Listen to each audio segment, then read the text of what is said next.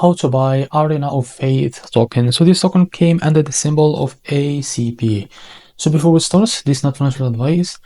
I am not professional or economic expert. So before investing in any project that you find on my channel, please do your own research. And also, there is a referral code down in the description. You can get free money, rewards on crypto with the best referral code. Simply use the codes below, fund your account and enjoy the benefits. Check them out in the description. So as you can see, before going and buy this token, make sure to check the next account and keep following the updates about this token. One of these updates, as you can see, this token it's get listed on gate.io. So if you click on this post, as you can see, you will see here the trade here link. Now click on it, and as you can see here, it will redirect you to gate.io to be able to trade this token. So make sure to log into your account and select the buy option from here.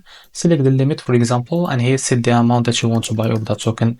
So here you will be see the equivalent of that amount that you set here to be able to pay it with USDT. And after that, click on buy, and you will be able to buy this token. So if you select the market, you can drag this to see the percentage of the but we first select the total, as you can see, the USDT.